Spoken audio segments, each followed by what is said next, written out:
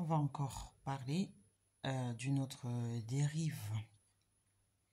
La semaine dernière, donc le directeur interdépartemental de la police de Loire-Atlantique a demandé à tous ses services, donc au service de la police, police nationale, etc. Donc c'est le directeur en fait, c'est le commissaire, si vous voulez, qui a demandé à tous les services de la police de faire remonter à la préfecture les délits commis par les étrangers en situation régulière. Vous avez bien compris? En situation régulière, c'est-à-dire des étrangers qui sont autorisés par la loi à résider en France.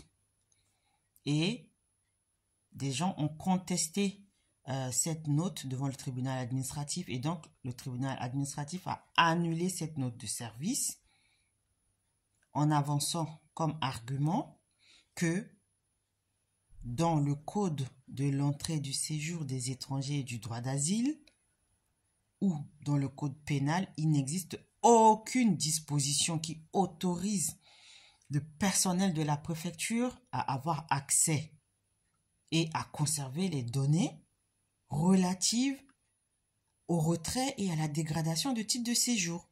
Vous vous rendez compte à quel niveau de dérive on arrive aujourd'hui? La police n'est pas le législateur.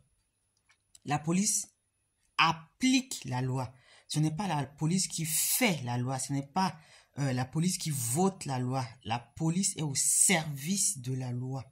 Ça n'autorise en aucun cas le directeur de la police à avoir accès à ce type d'informations, de données. Et ce n'est pas lui qui décide de l'octroi du retrait de titre de séjour, non. Hein? C'est vrai que la police, elle est gangrénée par l'extrême droite, ça il faut le dire, hein? C'est pas un tabou. Mais de là à aller autoriser le personnel de la préfecture à avoir accès à de telles données, où va-t-on? Et ça passe inaperçu. Personne n'en parle parce qu'on n'a pas le droit de dire ces choses-là, c'est tabou. Non, non à cette ingérence, non à cette manipulation. La police ne vote pas la loi.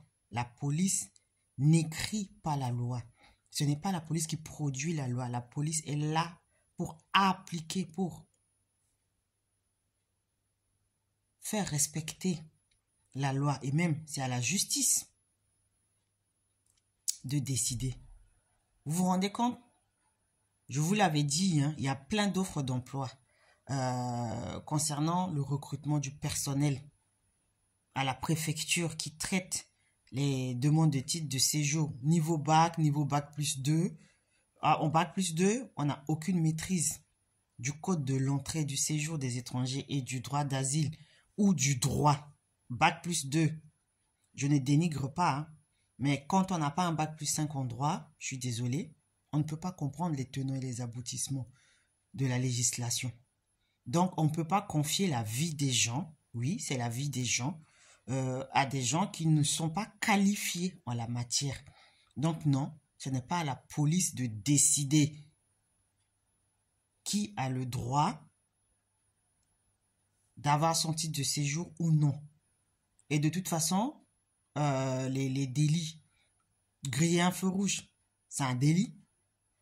Qu'on soit étranger, français, ça peut arriver qu'on grille des feux, c'est un délit.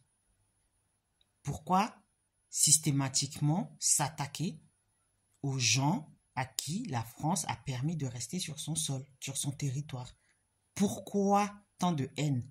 Pourquoi? Hein?